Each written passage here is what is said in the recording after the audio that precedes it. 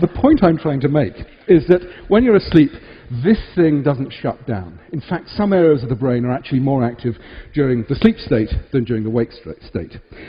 The other thing that's really important about sleep is that it doesn't arise from a single structure within the brain, but is to some extent a network property. And if we flip the brain on its back, I love this little bit of spinal cord here, this bit here is the hypothalamus. And right under there is a whole raft of interesting structures, not least the biological clock. The biological clock tells us when it's good to be up, when it's good to be asleep. And what that structure does is interact with a whole raft of other areas within the hypothalamus, the lateral hypothalamus, the ventrolateral preoptic nuclei. All of those combine, and they send projections down to the brainstem here.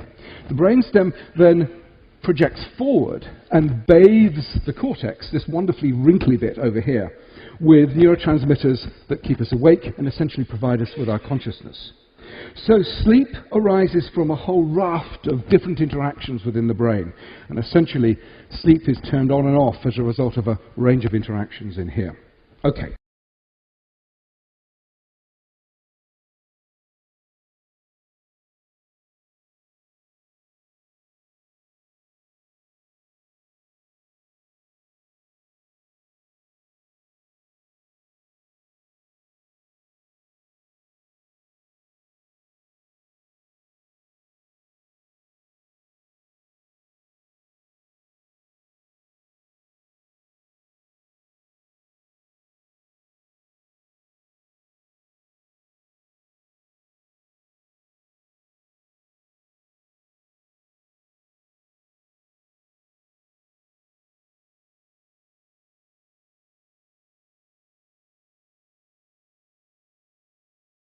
The process of hearing involves sound waves creating mechanical motions that cause fluid in the ear to move in waves and trigger nerve impulses that the brain interprets as sound.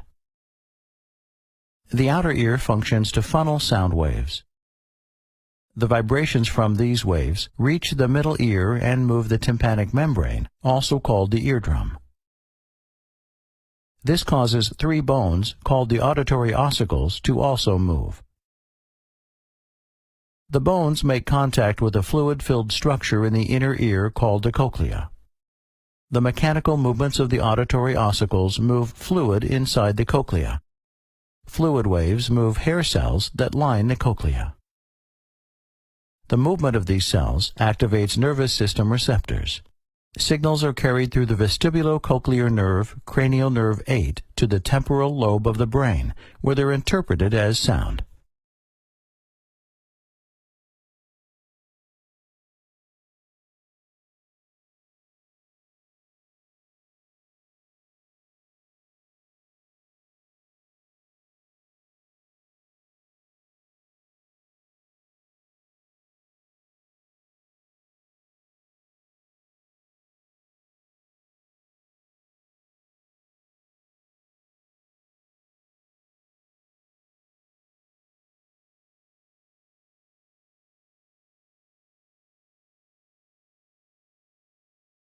As sound waves enter the ear, they travel through the outer ear, through the external auditory canal, and strike the eardrum, causing it to vibrate. The central part of the eardrum is connected to a small bone of the middle ear, called the malleus, or hammer. As the malleus vibrates, it transmits the sound vibrations to the other two small bones, or ossicles, of the middle ear, the incus and stapes. As the stapes moves, it pushes a structure called the oval window in and out. This action is passed on to the cochlea, which is a fluid-filled snail-like structure that contains the receptor organ for hearing. Let's unwind the cochlea to get a closer look. In this enlarged cut view, you can see the spiral organ of Corti, which is the receptor organ for hearing. It consists of tiny hair cells that translate the fluid vibrations of sounds from its surrounding ducts into electrical impulses that are carried to the brain by sensory nerves. Let's take a look at this process in action. As the stapes rocks back and forth against the oval window, it transmits pressure waves of sound through the fluid of the cochlea, sending the organ of Corti in the cochlear duct into motion. The fibers near the cochlear apex resonate to lower frequency sound, while fibers near the oval window respond to higher frequency sound.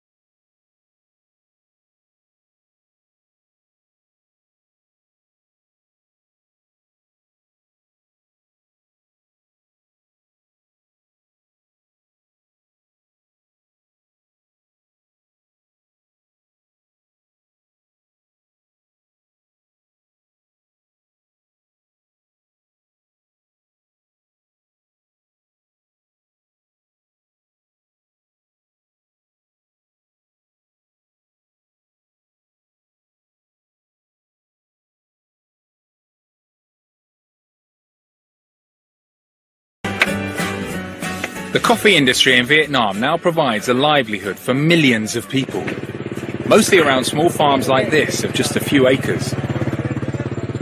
Across the country, farmers like Ho Bon produce a staggering 1.5 million tons of coffee.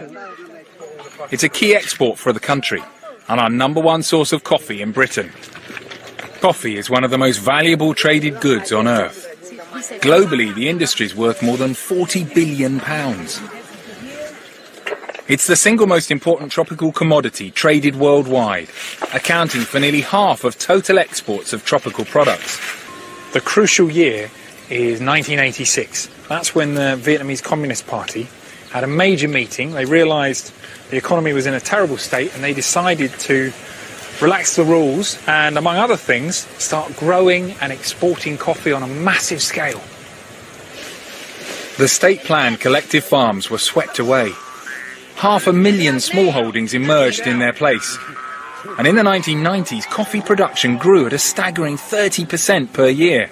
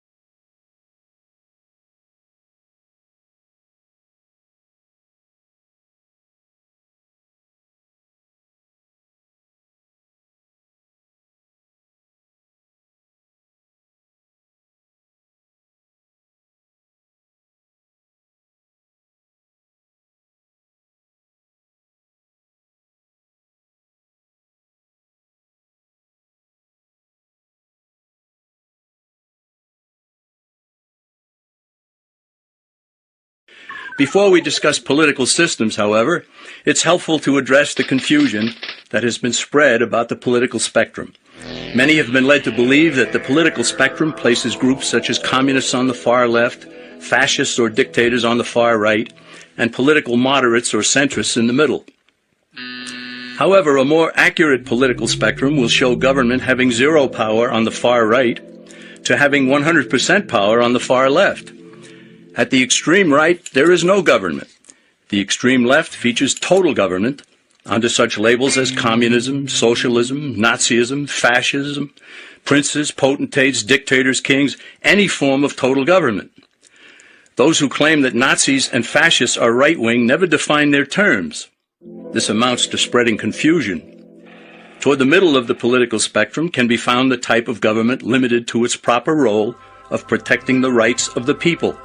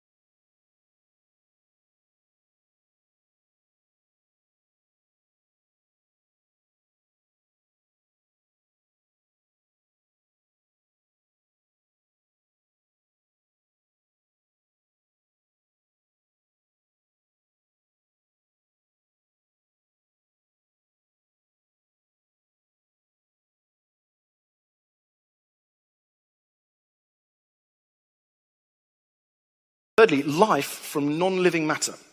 And this illustration often used is the one of the monkeys at the typewriter. Okay, so we have a monkey sitting at a typewriter, and the claim here is basically if you leave chance and time long enough, you will get life. Don't worry about it. Yes, it's strange. Yes, it's wonderful, but leave enough matter, 600 million years on Earth, and you will have life.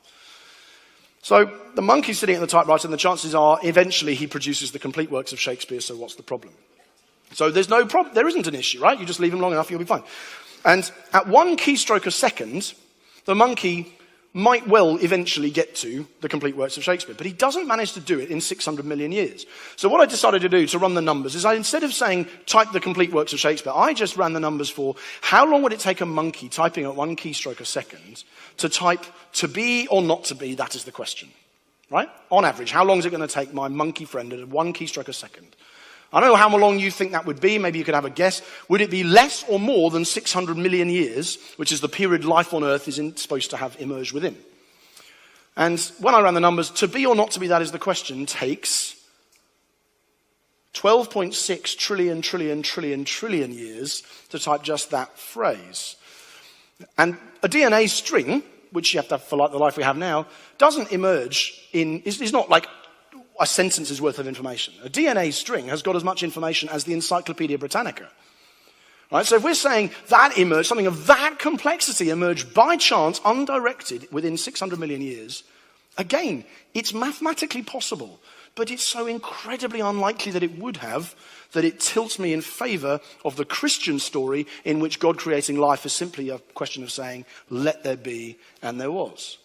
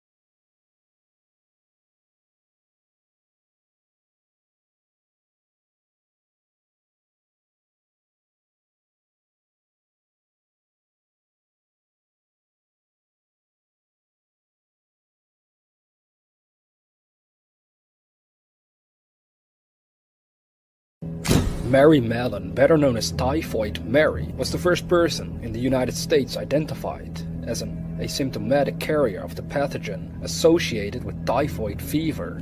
She was presumed to have infected 51 people, 3 of whom died over the course of her career as a cook. She was twice forcibly isolated by public health authorities and died after a total of nearly 3 decades in isolation. From 1900 to 1907, Mallon worked as a cook in the New York City area for 7 families. In 1900, she worked in Mamaroneck, New York, where, within 2 weeks of her employment, residents developed typhoid fever. In 1901, she moved to Manhattan, where members of the family for whom she worked developed fevers and diarrhea, and the laundress died. Mellon then went to work for a lawyer. She left after 7 of the 8 people in that household became ill.